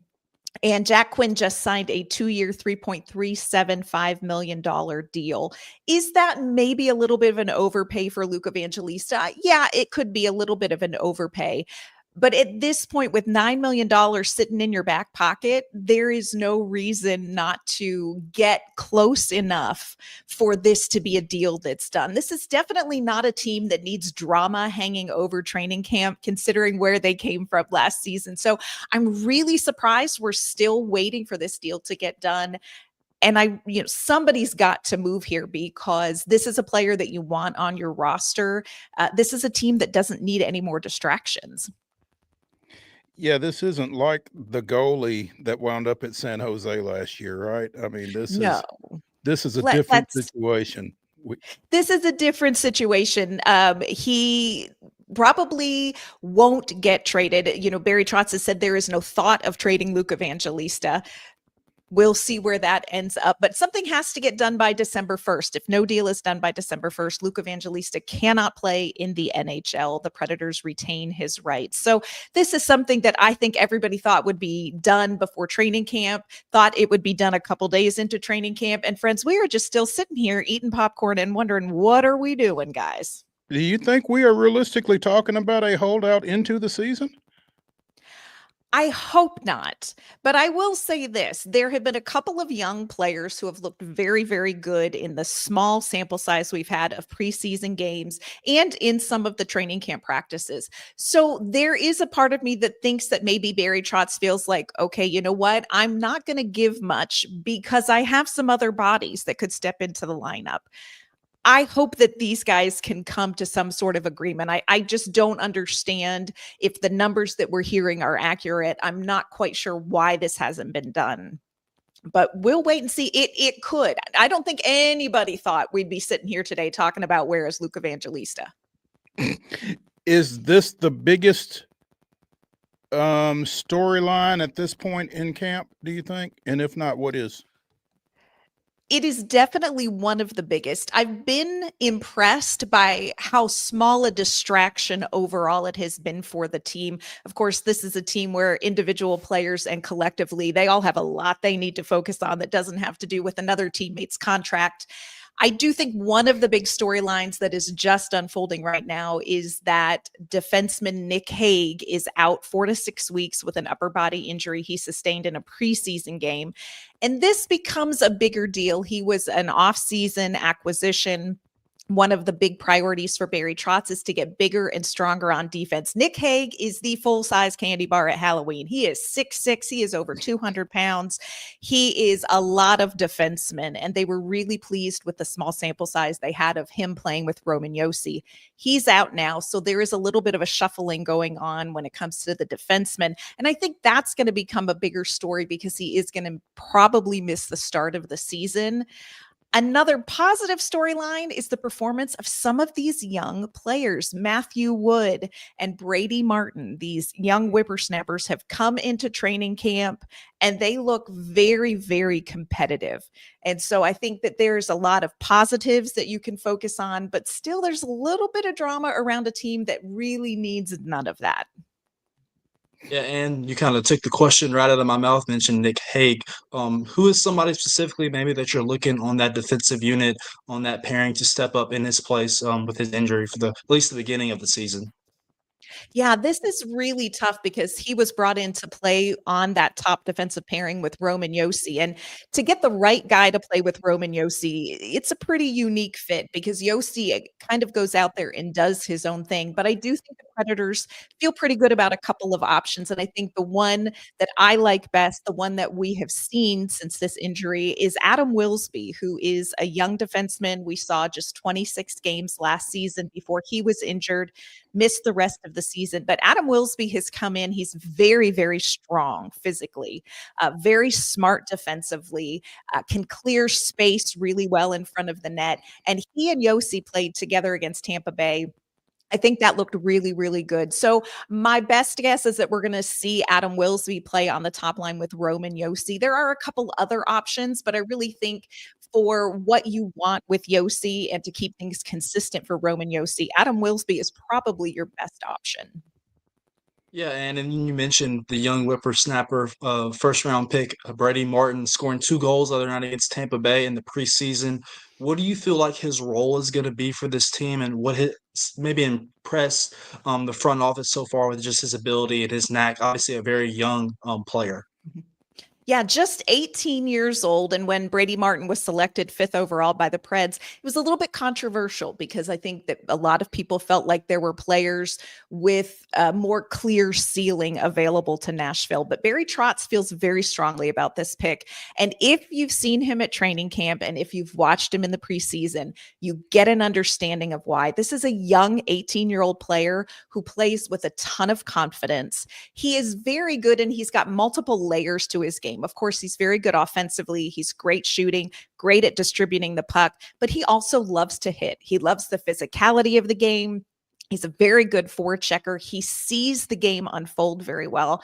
This is somebody who everybody suspected was going to go back, play another year in juniors. He could play 9 games of the NHL season right out of the gate before his contract kicks in. And he's making a case for Barry Trotz to think long and hard about what to do with him. He has a lot of energy, very likable. Barry Trotz talked about the it factor, and you know it when you see it. And when you talk to Brady Martin, you instantly get the it. So his off-ice energy, his off-ice personality, very good for this locker room. It infuses a lot of energy. His skill on the ice has been high. He's been playing with Philip Forsberg. He's been playing with Matthew Wood. So I think Brady Martin has made camp very interesting, and it's going to make a lot of decisions more challenging when it comes to Andrew Brunette and Barry Trotz and this opening night lineup. And to follow up on that, it's my understanding that Milwaukee's not an option for Brady because of his age. Is that right? Right. He would have to go back to juniors and play another year in juniors, or he really could stay in Nashville and play at the NHL level. If he plays more than 9 games, then his entry-level contract kicks in. As long as he goes back to juniors, that is paused. So it will be interesting to see. A lot of times you want them to go back to juniors, as fun as and as exciting as he is. It's always great to get them more time, get them a little bit more development. It's going to be interesting to see what they can do. Milwaukee is not an option for him this season for age. So it's either going to be juniors, a brief stint in the NHL, or he's just going to go into the NHL and they're going to start paying him. And, you know, for an 18-year-old, it feels like that is, you know, over an 82 game season, a lot to throw at somebody. It is. It's a lot physically. An 82 game season is very different than a 63 game AHL season or an NCAA shorter season, a junior season. But it's also a lot more mentally. And some of the young players last season ran into that because you not only need that physical recovery time for a more physical and fast game, but you also need mental recovery time. And in the NHL, you're playing multiple games a week. It's a different schedule. So just staying fresh physically and being prepared mentally is a big challenge for an 18-year-old who really hasn't played at that level for 60 minutes or at that level for 82 games. And it feels I'm going to ask you to bring out your crystal ball for me and maybe set some goals for this group. It feels like last year when we had you on in the preseason, just before puck drop to start the year, there was different conversations about what this Predators team could have been last year. A lot of high expectations with, the moves that Barry Trotz had made in the offseason. Feels like it's a night and day difference now here a year later. Realistically, though, what do you feel like the goals are? I mean, the goals, you want to make the playoffs, right? That's a first goal. But realistically, what do you feel like can be expected of this group in 2025, 2026? Yeah, last season, those were the good old days. And then we played 82 games and we aged like 2-term presidents. It was a whole missing of expectations. Expectations are very different this preseason, I think, internally and externally for this team. And the players like that. I think it's a little bit easier to come in as the underdog than as the team that is supposed to surprise everybody. Realistic expectations is actually kind of difficult to say yet, because what we've seen in the preseason games, we've seen a lot of opponents playing their prospects. So we haven't seen Nashville's NHL roster versus another team's NHL roster. If I'm forced to make a prediction, I would say if Nashville can improve their 5-on-5 play, if they can get better performances from UC Saros, from Philip Forsberg, if they can keep Roman Josi healthy, and if some of these younger players can take a step, this is a team that could battle for a wild card spot. But they're in a really tough division. The Central Division is a bear. The Western Conference is not easy. So it's an uphill climb. They're going to have to do so many things better. And they're also going to need some help from some teams who maybe don't do things quite as well that they're competing against. Could they make the playoffs? They could. Would I be shocked if they didn't? No. But I mean, we're all hoping just puck luck alone is going to make this a little bit better season to watch. And Kimmel of Penalty Box Radio joining us here on Main Street Sports today, presented by the Tennessee Orthopedic Alliance of Columbia, as we talk a little Nashville Predators. And do you feel like the lower expectations or the less buzz around this team has been by design, or do you feel like people that may have been somewhat responsible for that buzz have kind of taken a once bitten, twice shy type approach to this team this time around? I think everybody has stepped back from those expectations and have reset some things. So I think it's a mixture of both. I think looking at how Steven Stamkos and Jonathan Marchessault underperformed last season kind of made everybody think, okay, maybe they're not going to be able to recreate their success at this point in their career with these other teammates. I also think part of it is really good for this team. Those expectations last year were a very heavy weight.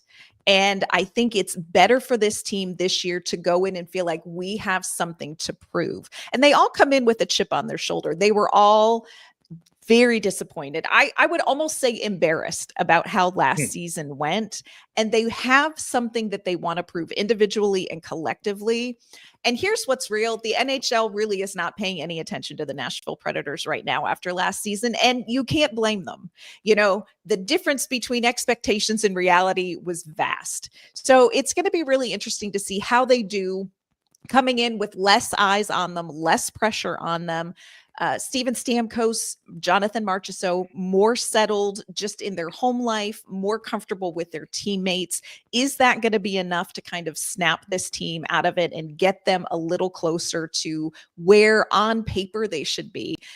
We're going to have to see, but they prefer it this way. The players have been very honest. They prefer it this way. And we would be remiss not to ask a question about Andrew Brunette coming into this season. I feel like I'm going to tattle on a couple people, but a lot of people had maybe written some words or statements that he was going to be let go at some point last year. The seat was very hot, it feels like, several points through the year. Is it going into the season? If it is, how hot is it? It seems like it should be very toasty with the way that last season went and the roster that Andrew Brunette had. Some of the decisions that he made as far as line combinations raised some questions as well. But you have to remember that Andrew Brunette is working for a general manager who was a head coach in this league. And I think Barry Trotz is somebody who understands how much pressure falls on a head coach that is really on their decision-making and how much just is where the buck stops. Now, he has been very clear that he has worked with Andrew Brunette over the offseason. He's had a lot of conversations. Andrew Brunette has been clear that he has had a lot of conversations with the leadership group of this team. And they've been very, very frank conversations. So I think that there's a better understanding between players and coach. I think there's a better understanding between general manager and coach. And I don't know that Andrew Brunette's seat is as hot as people think it should be. He was hired to come in and coach a team that was going to be younger, and he was going to grow them into a competitor. Those offseason moves last season was a total pivot in the job.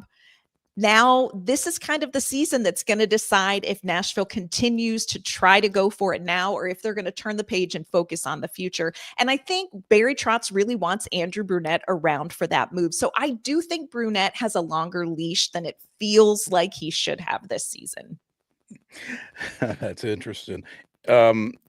putting on my Wade Neely hat for just a second. According to BetMGM.com, an article they had a couple of weeks ago, Brunette, Patrick Raw, Lindy Ruff of the Sabres, and John Cooper of the Lightning are in your four hottest seats, I guess, and Brunette is the first one mentioned. No odds listed at this point, but I think we're all kind of thinking in the same direction. And you make a heck of a point, I think, in that the guy who would be pulling the trigger, should it come to that, is a former coach. And so Brunette may benefit a little bit from that perspective there. Yeah, I think so too. And, look, I was somebody who covered all 82 games last season. I understand the frustration and I understand why the conversations were happening about firing Andrew Brunette. But I also struggle with the fact that this is a league that doesn't always do a great job of developing coaches. And I think that that's something Barry Trotz is very committed to. He believes that Andrew Brunette has the talent to be a quality head coach. And so I think Barry Trotz is going to be a little bit more patient. I understand why he's number one at BetMGM. I absolutely understand that. But I think people might be surprised how long Barry Trotz lets Andrew Brunette work this out, especially with the way that the offseason went and the conversations that they had. This really feels like a complete reset for the team. And going into the season, Barry Trotz has been clear that Andrew Brunette is his guy. While there's some conjecture as to whether or not Andrew Brunette should be on the hot seat or how hot the seat should be, I don't think there's anybody that will argue with the idea of Pete Weber and Terry Crisp going into the Preds Golden Hall as their class of 2025, joining David Poyle, Shea Weber, and Pekka Rinne. They will be inducted during the November 1st Preds game against Calgary. And, any recognition those two get, well, one, you got to do it together. And two, again, I don't see anybody saying, nah, you sure you want to do that? So These are two men who deserve so much credit for where the Nashville Predators are and the fan base that they've developed. These are the two men that went out there and it really was almost a grassroots effort to convince people in the South, in Nashville, that hockey is amazing. And what they did, all of the teaching that they did, all of the promoting that they did, really grew this into one of the best NHL cities that there is. And you're right, there are no two men who deserve more credit for where Nashville is at right now than the two of them. And I just thrilled. I think everybody in Nashville is going to be really excited to celebrate those two. And Kimmel of Penalty Box Radio joining us here on Main Street Sports today. The Preds have a split squad matchup tonight up at Clarksville's F&M Bank Arena, the Gold Star Showcase. Are you going up to Clarksville, Ann? I'm not going to be able to get to Clarksville. I've got to record another podcast tonight, so I'm going to miss this in Clarksville. But I will say this, if people can get there, go. These intra-squad scrimmages are a lot of fun. And this is something that these players, this organization, they feel so strongly about. There's really a close tie with the Predators and the military community. This is something that they're very, very passionate about. It's going to be a great event. It has been a great event in the past. And I will tell you that I'm a little bit sad not to be going tonight. It's going to be great.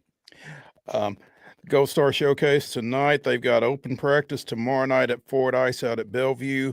Final preseason game at Bridgestone is October 4th, which is next Friday? Yeah. I think so.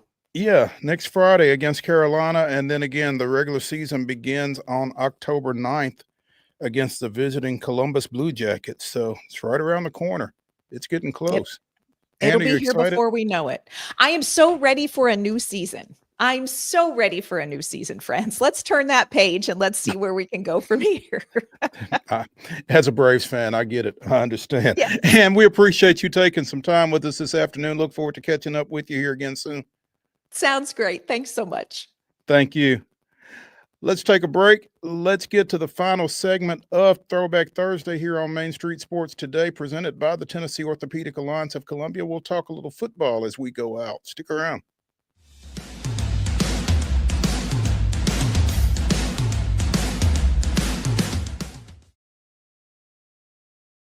being in Tennessee, we wanted to try to keep it as local as possible. So we have an entire section of our menu that is just dedicated to local whiskeys like Uncle Nearest, Jack Daniels, of course, George Dickel, Nelson Brothers, Greenbrier whiskey, and all of our taps are all local. From 2 o'clock until midnight, we've got food every day for you guys. A good handful of appetizers, some entrees, and a couple salads and things like that. My name is Ethan Kanata. Please come down and see us at the Pick Lobby Bar here at the Omni in Nashville. There's a line that links us all. Most of the time, we don't even think about it, but it's everywhere. Illuminating our neighborhoods, empowering our businesses, and helping us to recharge. Whether it comes from our grids, the sun, or a kind heart, we believe in the power of good energy. And as your family and region continue to grow, you can trust that we'll always be there for you. Middle Tennessee Electric, bringing good energy.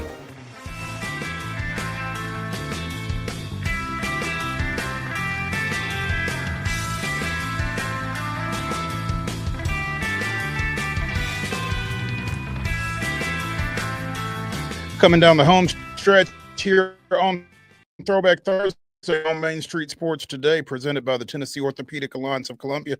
That's David Wilson. I'm Maurice Patton. This is the Grab Bag. Thursday night, NFL football tonight. Big NFC West matchup as the 2-1 Arizona Cardinals, coming off of a 16-15 loss at San Francisco this past weekend, taking on the Seattle Seahawks, also at 2-1.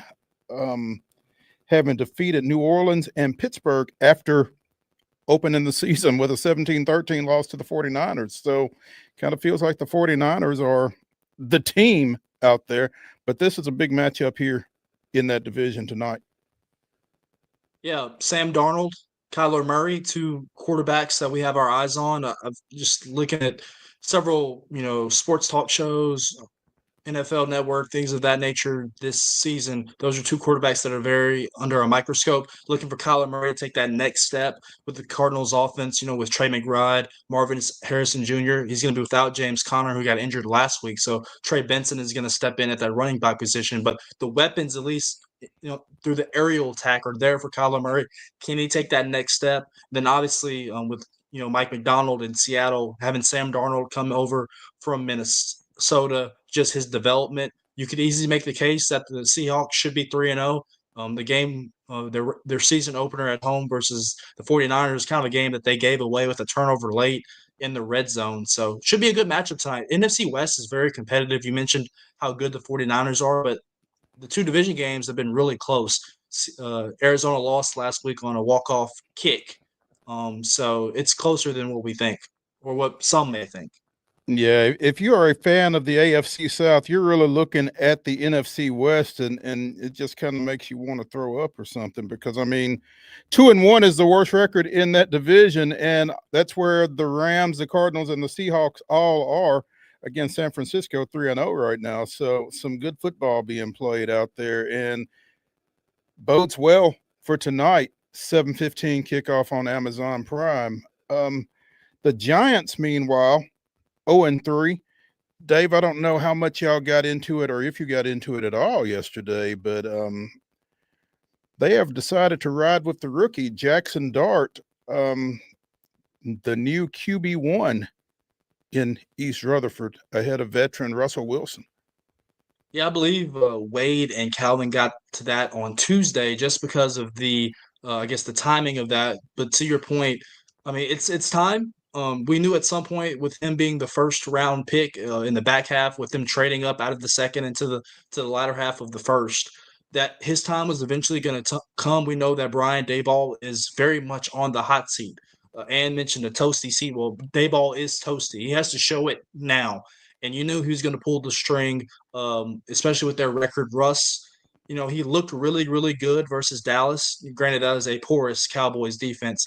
Didn't look so hot last week on Sunday Night Football against the Chiefs. Jackson Dart, once the fans in New York start calling for you, it's coming. So we will see what he does. He has some mobility that Russ does not have in his older age.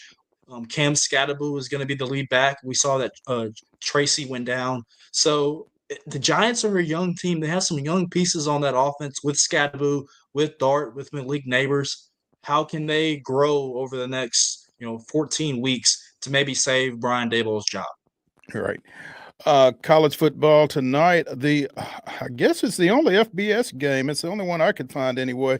Army at East Carolina, 6:30 kick on ESPN. Pretty mundane start time on a Thursday night. But if you were listening to our Throwback Thursday segment a couple of segments ago with Illinois alumnus Steve LAYMAN talking about his Illini playing the late game Saturday night at Michigan State, and now I'm sorry, it wasn't. Wait a minute. Let me reframe that. Talking about the late game that USC had to play at Michigan State this past Saturday. Now, USC goes to Illinois Saturday playing the early game. It's an 11 o'clock kick in Champaign, Illinois, and Lincoln Riley isn't happy. Talking about the logistics of going from playing the latest game last weekend to the earliest game this weekend. And as we mentioned, Wade, Steve, and I, during that segment, I'm not quite sure what he expected coming from the Pacific Coast into the Big Ten, what was going to happen as far as those wide variances in kickoffs and that kind of thing. But yeah, he's not happy with USC playing at 11 Eastern a week ago at his place, and now playing at noon Eastern at Illinois this weekend. Going from the absolute latest kick in the country to the absolute earliest kick in the country has its challenges, but the challenges, like, it is what it is. We don't make the schedule, clearly. Yeah. I mean, you made the point right there. It's not like there used to be a conference that existed that put all the West Coast teams in the same conference together. But, money. That's the end all be all. So money happened, and so USC, Oregon, etc., UCLA, excuse me, all end up in a different conference, and there we go. So you get what you asked for. What do you think is going to happen when they make some point to State College to play Penn State? You might get an 11 a.m. kick, you might not, but hey, that's what happens. I don't know how you didn't realize that this was going to be the way this was going to shake out when you jumped into it. Oklahoma is going to be without their quarterback and apparently Heisman Trophy candidate John Mateer for about a month after having undergone hand surgery earlier this week. And I think one of the games that he's going to miss is Tennessee. So a lot of people in Knoxville kind of excited about getting Michael Hawkins Jr. under center instead of John Mateer for that ball game when it comes up. I have no idea right now who is the favorite to win the Heisman Trophy. All the people that we were told at the beginning of the season, Arch Manning, Carson Beck, those guys have not played well, to say the least. So I have no idea. Could it right now? Give it to Diego Pavia. It's as good as any. Or the Mendoza kid from Indiana for sure. After last week, goodness gracious. Yeah. Virginia Tech, UCLA, Oklahoma State. Who's next to be without a coach? Arkansas? Pittman? They played Notre Dame this week. So, but it's in Fayetteville, right? Yes, 11 a.m. kick though. Okay, interesting. I'm sure Wade they and I will lost be to Memphis talking last week, Mo. You can't lose to Memphis if you're Arkansas. Well, I'm not sure they had any business playing that game in Memphis to start with, but yeah, you're right. That's what I said. Yeah, that's not a good loss for Arkansas, and this might not be a good one for them either. So something to keep an eye on. Also, how itchy does Clemson get? So we'll see. It's a good question. Good question. Yeah. Interesting series coming up at the FCS level. UT Martin and Central Arkansas have announced a 4-game series. UT Martin of the Big South / OVC, Central Arkansas of the United Athletic Conference that also has Austin P among others. So it feels like that's a series that should have already been ongoing, but they're going to be playing over the next 4 years starting next year. Something to keep an eye on there at the FCS level. That's going to do it for Throwback Thursday here on Main Street Sports Today, presented by the Tennessee Orthopedic Alliance of Columbia. Join me and Wade at 2 o'clock tomorrow We will see y'all then. Have a great Thursday night.